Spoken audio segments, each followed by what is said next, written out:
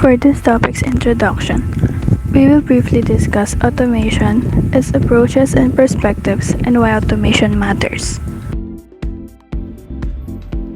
How long do you think it will take before machines do your job better than you do? Automation used to mean big, stupid machines doing repetitive work in factories. Today, they can land aircraft, diagnose cancer, and trade stocks. We are entering a new age of automation unlike anything that's come before. According to a 2013 study, almost half of all jobs in the US could potentially be automated in the next 2 decades. But wait, hasn't automation been around for decades? What's different this time?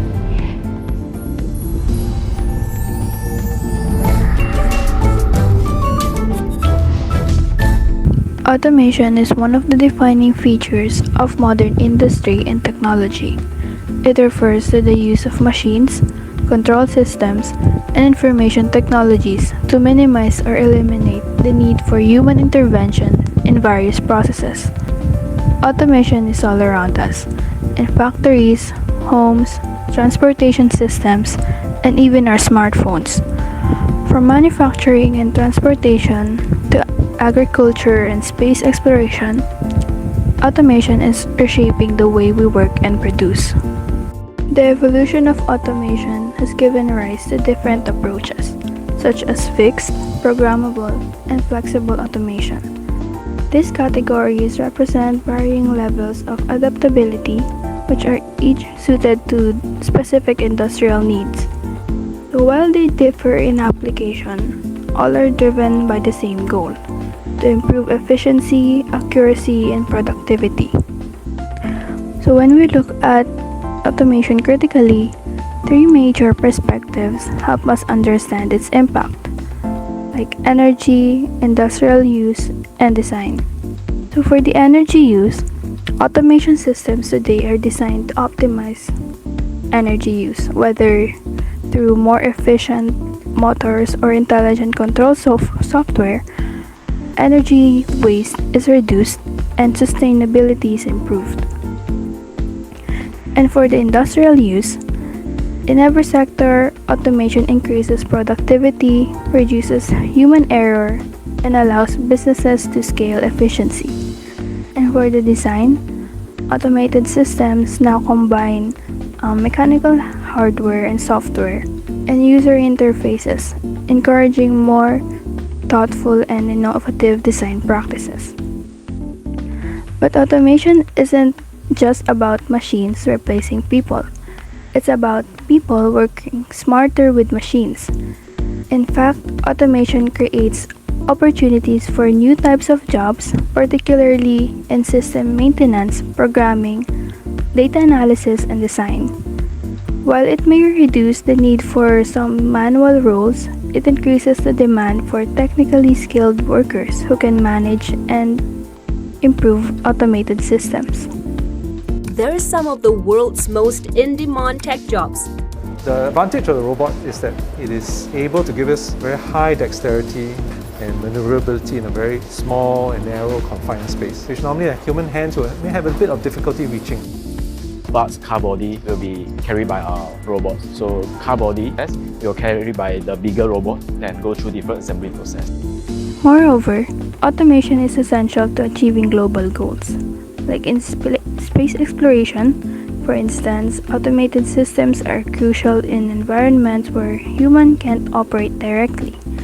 In healthcare, automation supports diagnostics, surgery, patient monitoring, making treatment faster and safer. And even in agriculture, smart irrigation and drone monitoring are changing how we grow food. There's a clear progression in terms of what humans did for a living. For the longest time, we worked in agriculture. With the Industrial Revolution, this shifted to production jobs. And as automation became more widespread, humans shifted into service jobs. And then, only a few moments ago in human history, the information age happened. Suddenly, the rules were different. Our jobs are now being taken over by machines much faster than they were in the past. That's worrying, of course, but innovation will clearly save us, right? In summary, automation isn't just a tool, but it is a driver of progress. It allows us to solve large-scale problems with precision and speed, to produce goods more efficiently, and to live in a more safer and intelligent environment. As we step further into a world shaped by digital technologies, understanding and embracing automation will be the key to innovation, sustainability, and future economic growth. Automation is the use of technology, machines, and control systems to perform tasks with minimal human intervention. It involves mechanical devices, electronics, and software to operate equipment, carry out processes, or manage systems automatically. Automation is widely used in industries, offices, and even homes to increase efficiency, accuracy, safety, and consistency. Here are the following reasons for automations. Number one is it increases labor productivity. An example of it is that in car manufacturing, robotic arms can work continuously on the assembly line without fatigue, producing more units per hour than human workers alone.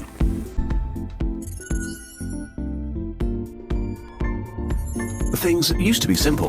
Innovation made human work easier and productivity rose, which means that more stuff or services could be produced per hour using the same amount of human workers.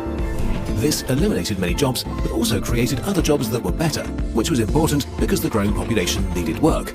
So, in a nutshell, innovation, higher productivity, fewer old jobs, and many new and often better jobs. Overall, this worked well for a majority of people and living standards improved.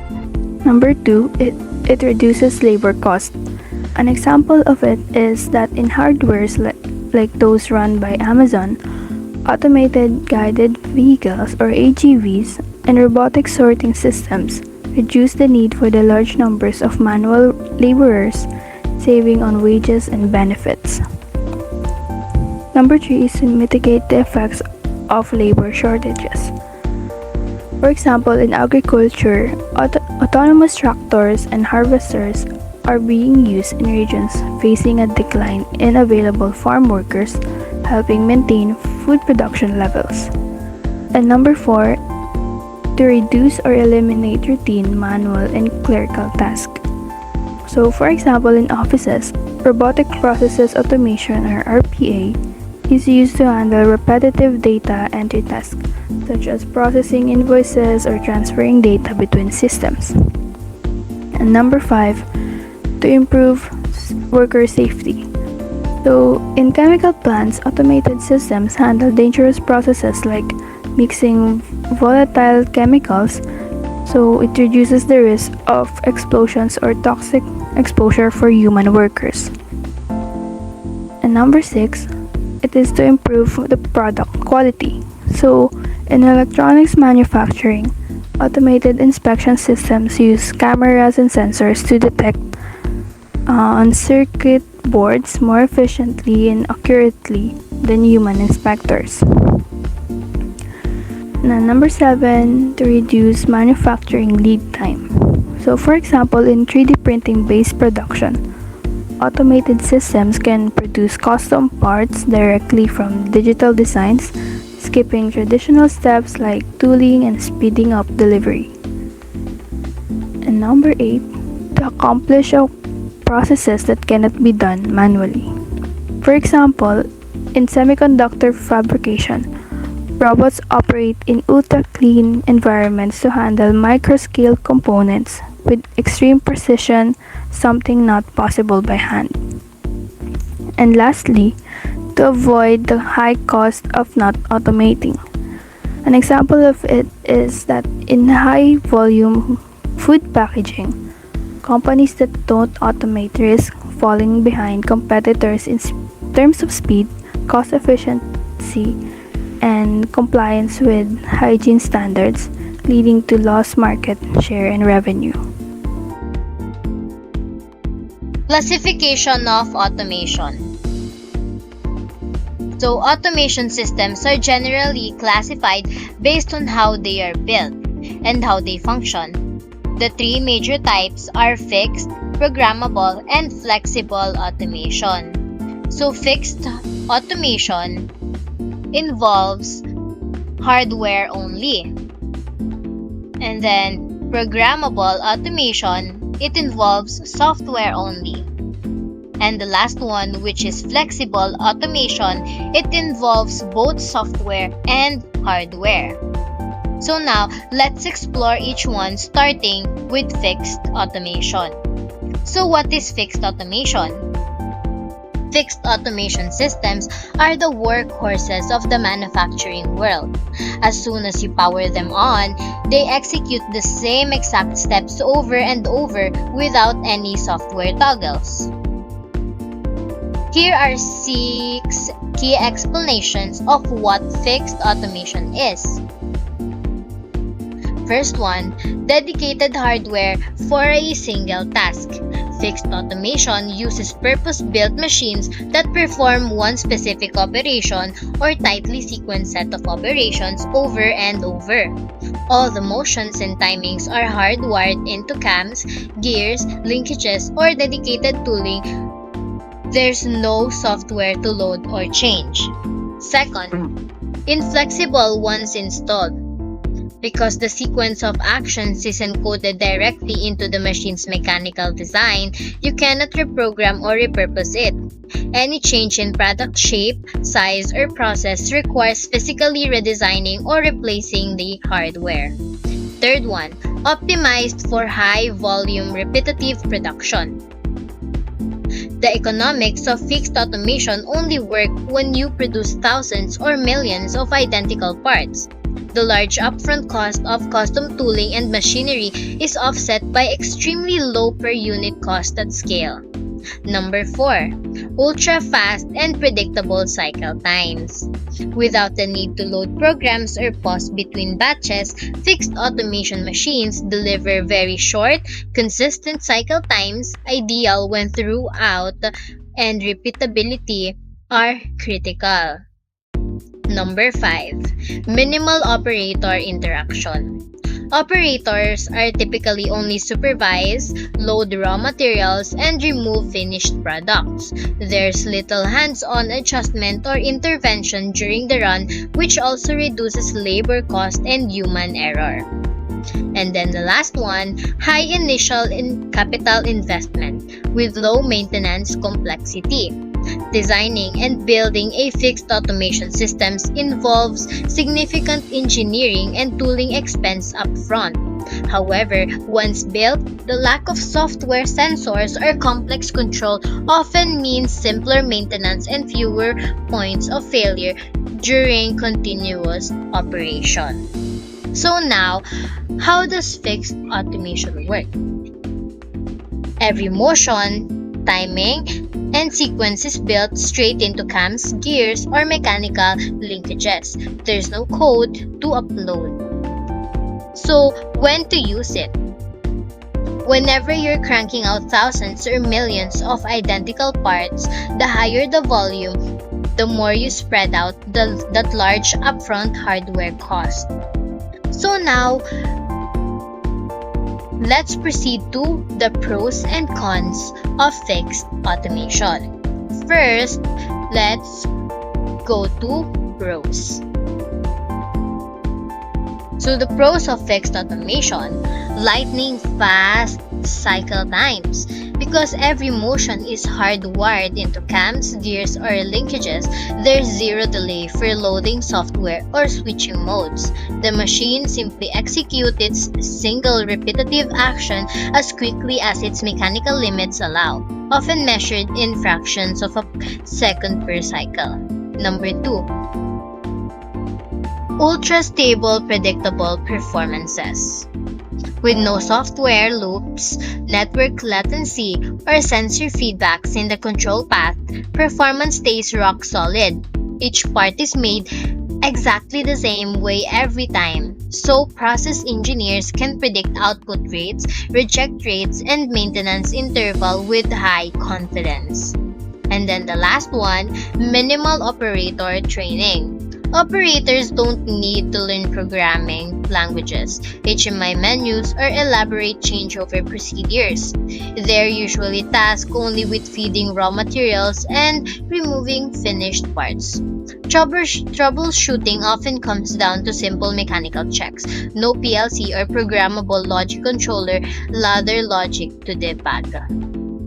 Since we're done with the pros, let's now proceed with the cons of fixed automation. First cons, zero flexibility. Change the parts dimensions or add a new feature. You must redesign the tooling, remachine the cams, rebuild the die set, or fabricate a new gear train. There's no upload new program knob. Hardware designs are time-consuming and expensive. Number 2, high capital cost upfront. Custom mechanical systems require precision engineering, specialized raw materials, and custom fabrication. You pay that full price before you ever produce your first piece. Only very high production volumes can amortize this investment into a low per unit cost. And then let's now proceed with the example. Since we know what fixed automation is and its pros and cons, I will now show you examples.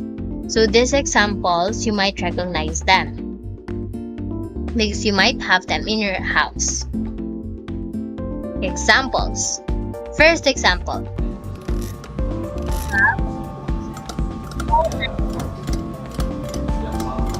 And balance wheel. There's no microchip, no battery, no updating a firmware clock.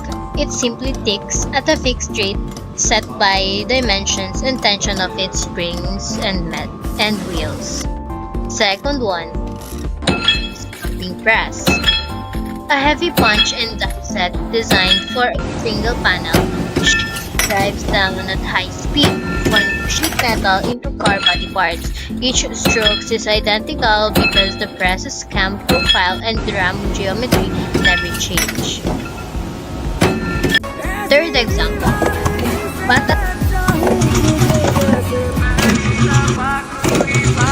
Loaded jaws apply exactly the same torque to every tap, often hundreds per minute. All timing and pressure is set mechanically, so the machine never needs to update or delay for program swaps. And then the last one example is spring-loaded doors. A coiled spring inside the hinge stores energy when you open the door, then releases it to close the door automatically. No sensors or code, just pure mechanical actions, ensuring the door returns to its frame every time. So that's all about you need to know about fixed automation. So now let's proceed to the next one.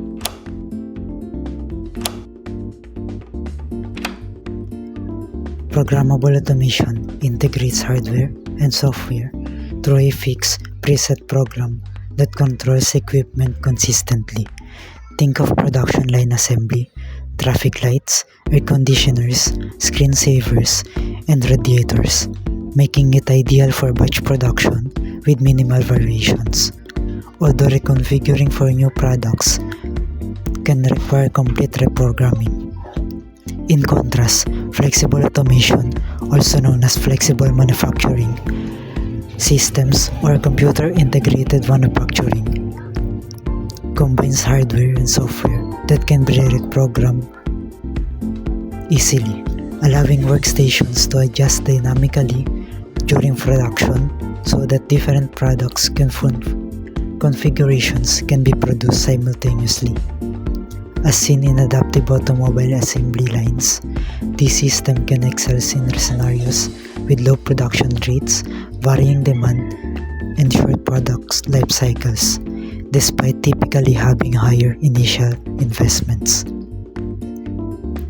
Both approaches find application in key industrial processes such as transporting materials, carrying out actual processes or assembly, and packaging finished products, with programmable automation relying on tools like programmable logic controllers, PLCs, and dedicated software, where flexible automation often employs integrated workstation, robotic cells, IoT connectivity, and edge computing to enable real-time adjustments.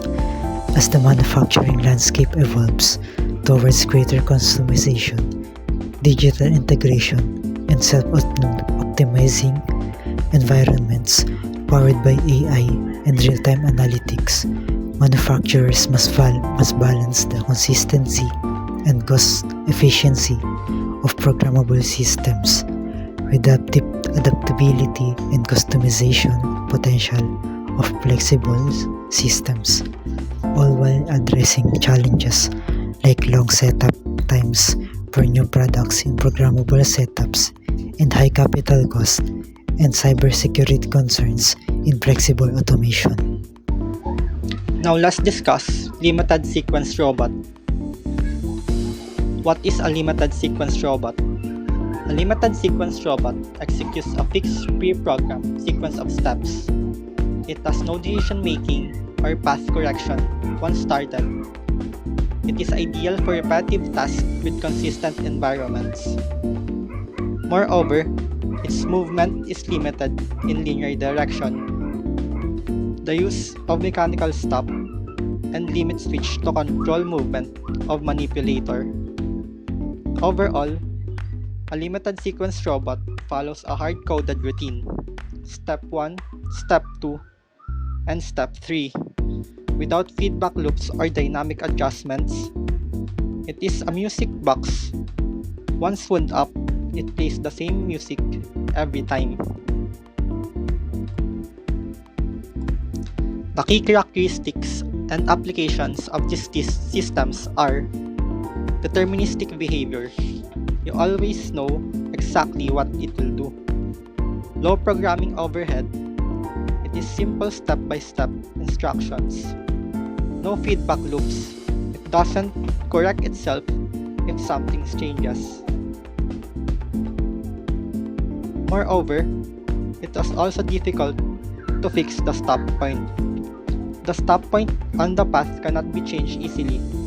Only one stop point on a single path between the 2 points. Lastly, it is mechanical stop.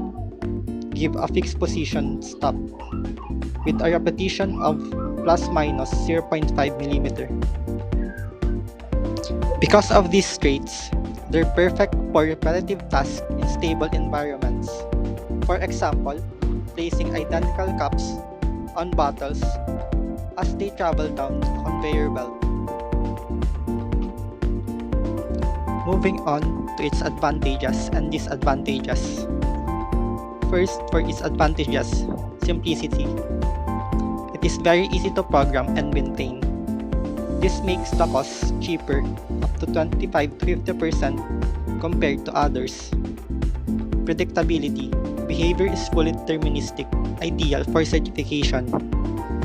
This type of robots are used for casting, pressing, and fixed movement.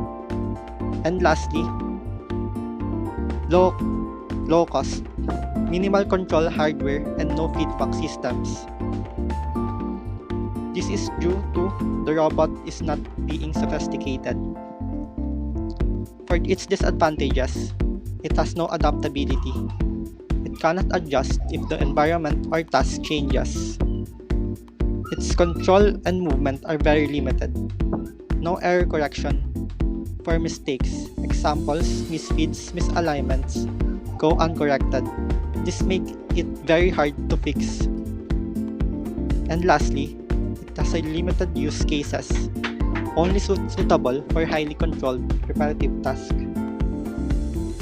It is also used longer time for setting machine.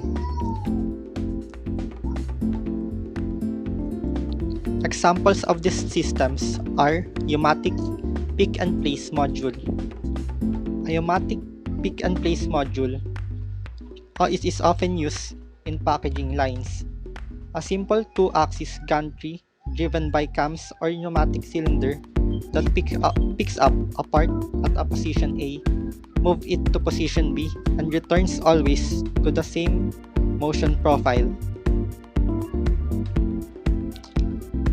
Another example is a pneumatic pick and place module.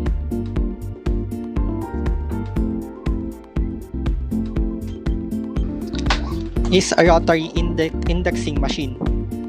It is a table with index pockets that rotate in fixed steps at each station.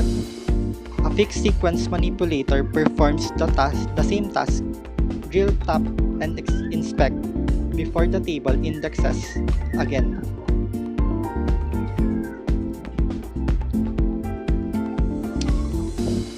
So here is a video of an example of a limited sequence robot.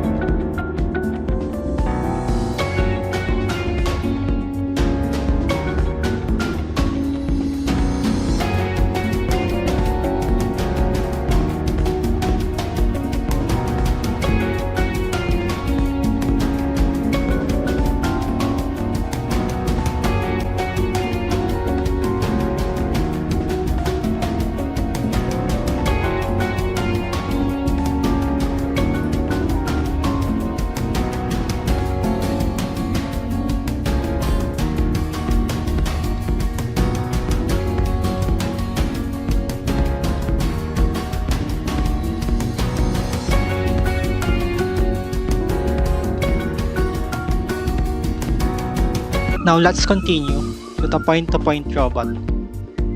What is a point-to-point robot?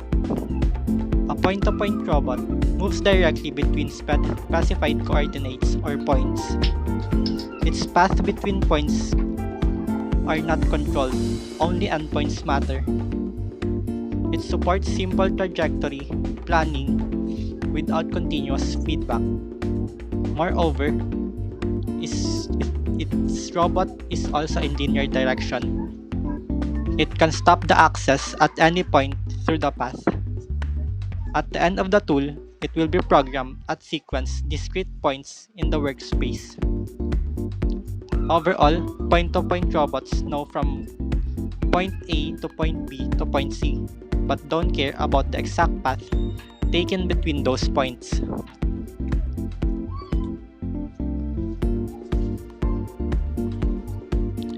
Its key characteristics and applications includes endpoint accuracy. You get precise positioning at each target. Moderate flexibility. You can change or add points without rewriting a full sequence. It has no continuous path monitoring. It doesn't adjust mid-move.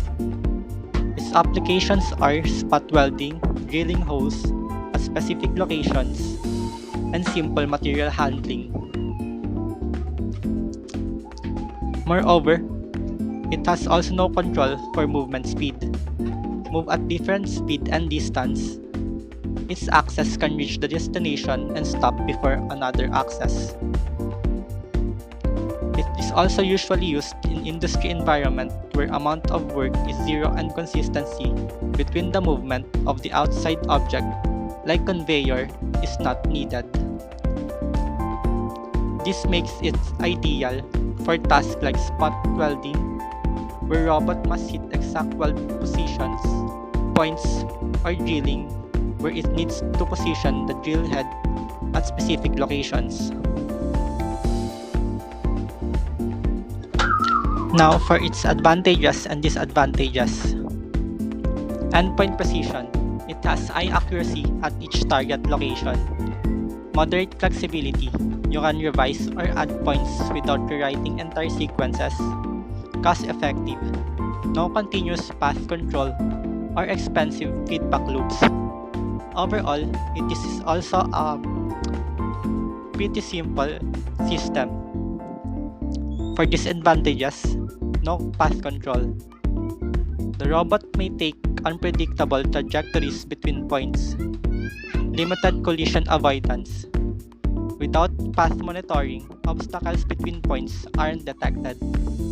Moderate complexity.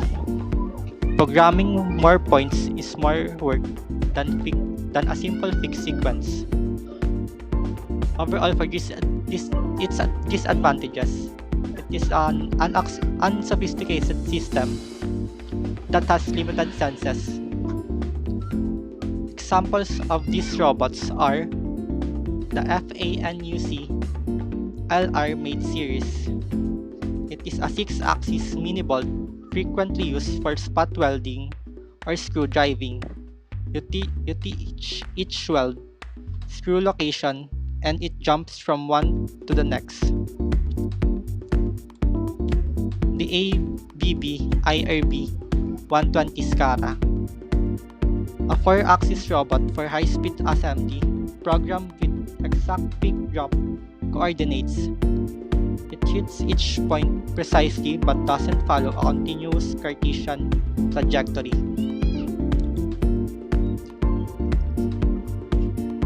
Here is a video on a point-to-point robot working.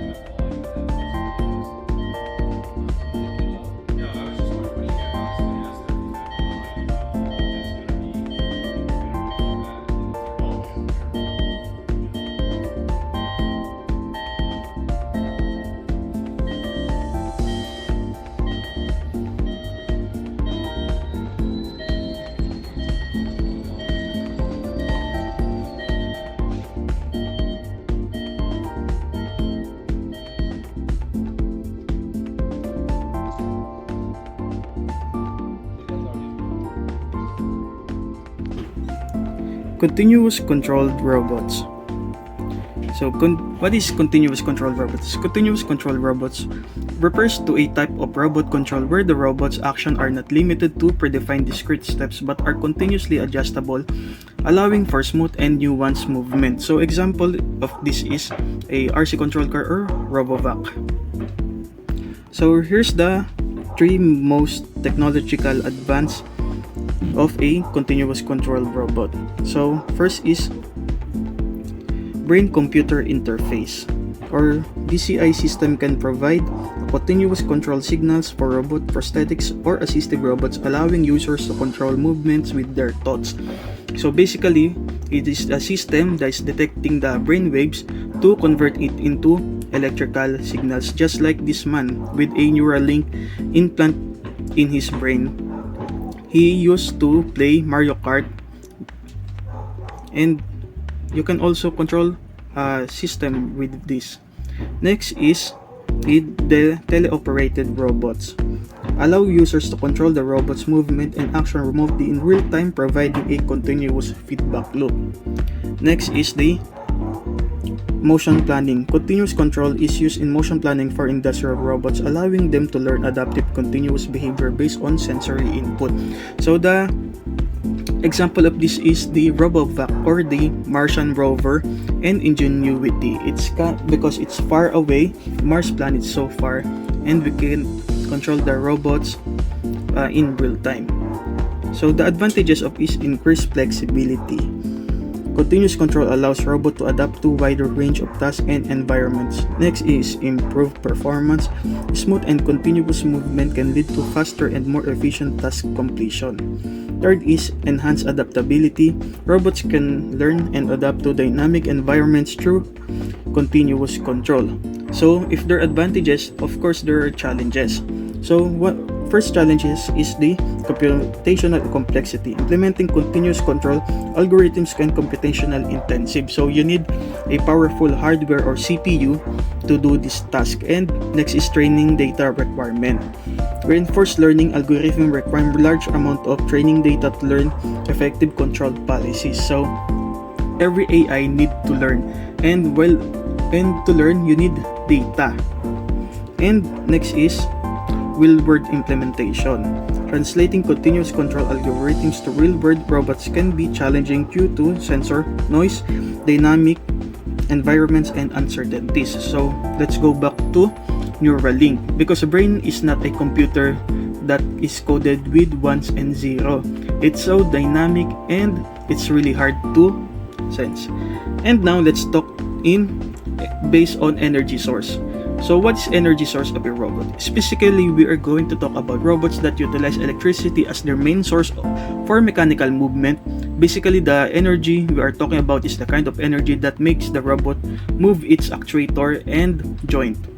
So first is electrical. So electrical uses motors, and there's kinds of motors like stepper, servo, and solenoid. So basically, it is uses in joints most of the time, and it's very popular, thus lowering its price. Next is hydraulic. So hydraulic is a kind of actuator that uses oil, because oil is incompressible. And as you can see, there's a small piston and a large piston. A small piston is the input of the energy. It pushes the large piston and it amplifies the amount of force. So because there's an amplification of force is used in huge payload and high speed actuation. But there's the disadvantage of this one is the cleanliness, because oil is a dust magnet. And lastly, the pneumatic robot energy source. So this is the future of robotics. So pneumatic uses compressed gas, not a combination of electrical and hydraulic. So it uses gas. So as you can see, there's a robot arm. It uses pneumatic system, because if you put compressed gas to the system, it compresses, basically working like a muscle. So the most advanced is the Anyoplasty, the development of what we call soft robots. So Anyoplasty is not possible 20 years ago. If you have a clogged artery, especially in your heart, you have to undergo a surgery, what we call bypass surgery. But now, pneumatic system or robot is used in angioplasty. It navigates to complex part of our circulatory system, and it uses basically gas. So it's a balloon, basically a balloon that navigates, that it can control, and it's not sensitive to punctures. And basically the pneumatic robots are the advancement. So this is the end of my lecture. Now let's go to based on industrial and non-industrial robots. Non-industrial robots are designed for use outside of factories, often in homes, hospitals, or public spaces.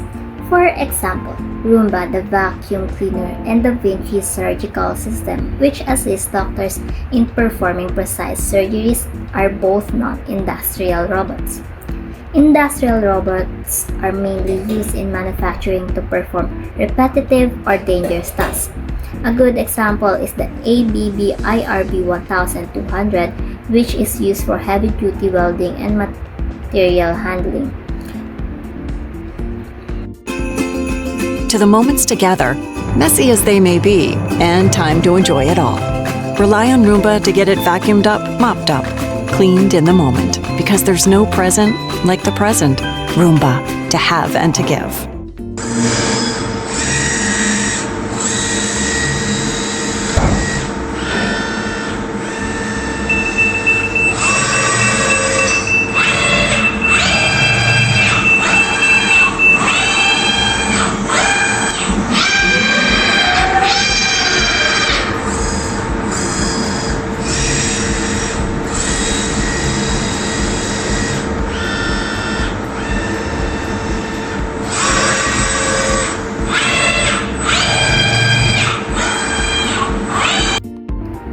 Industrial robots are generally more complex than non-industrial ones because they are designed for high precision and high-speed tasks in manufacturing. These robots are made up of several subsystems including sensors, controllers, actuators, and power units, all working together to perform tasks efficiently. They are commonly used for repetitive and often dangerous tasks such as welding, painting, or assembly. With their strength, accuracy, and speed, industrial robots help increase productivity and reduce human error. Many of these robots are also integrated with automation systems and safety features to ensure reliable and safe operation in industrial settings. Artificial intelligence was officially born in 1956 during a summer research project at Dartmouth University. This workshop brought together some of the greatest minds in computer science, Marvin Minsky, John McCarthy, and Herbert Simon, who are now considered pioneers of AI. The goal was to explore how to make machines behave as if they were intelligent. This early vision of AI included several key concepts that still influence the field today. First, they imagined intelligence in machines, where our computers should simulate aspects of human thinking. They introduced the idea of internal models of the world, meaning a machine could have an internal understanding or representations of its environment. They also focused on the machine's ability to search through possible solutions, evaluating different paths to reach a goal. Another important idea was that the machine's ability to plan to solve problems, much like how humans think ahead before acting. To do all this, they use symbolic representations of information where knowledge is stored and manipulated using symbols. They also propose a hierarchical System organization, meaning machines would process information in structured layers from simple tasks to more complex reasoning. Lastly, they envision sequential program executions, where machines follow a logical sequence of steps to reach a solution. This workshop laid a foundation for decades of research in artificial intelligence and shaped how we understand and develop intelligence systems today.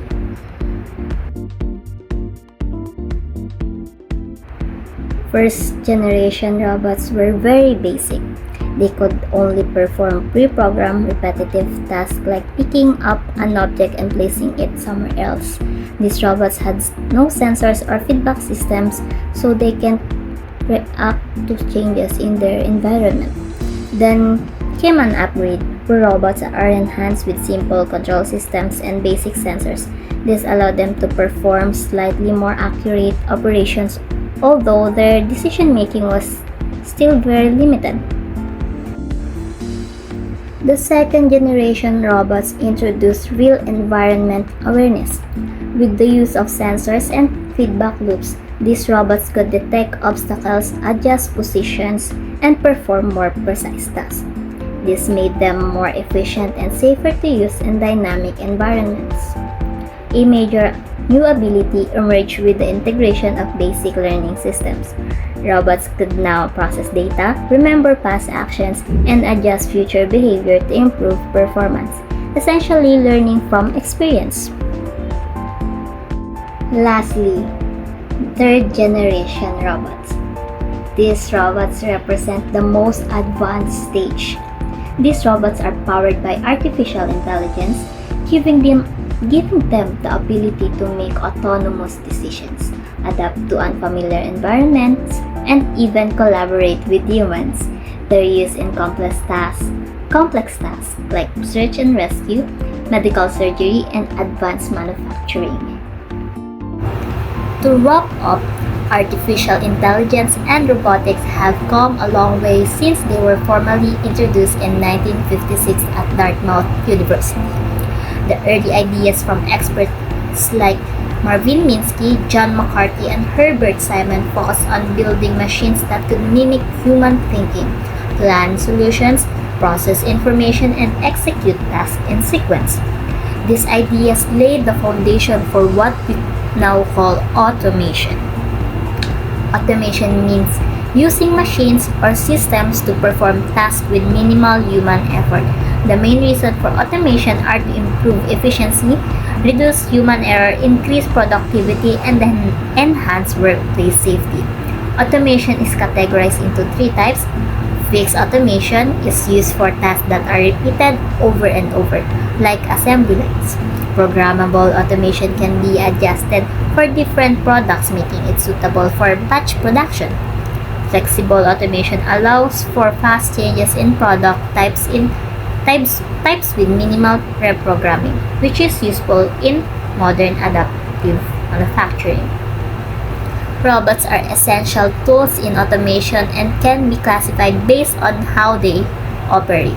Limited sequence robots perform a specific set of actions in a fixed order. Point-to-point robots move between specific positions and are often used for welding and material handling. Continuous path robots can move smoothly along a path, which is ideal for painting or assembling complex parts. Robots are also grouped by their energy sources. Electrical robots are commonly in precise and clean operations. Hydraulic robots are used in heavy-duty tasks because they can handle more force. Pneumatic robots are lightweight and fast, making them suitable for sorting, packaging, and other quick tasks. Understanding these categories help us choose the right kind of automation for different tasks, whether in manufacturing, healthcare, logistics, or even everyday life. As technology continues to improve, automation and robotics will play an even bigger role in solving real-world problems efficiently.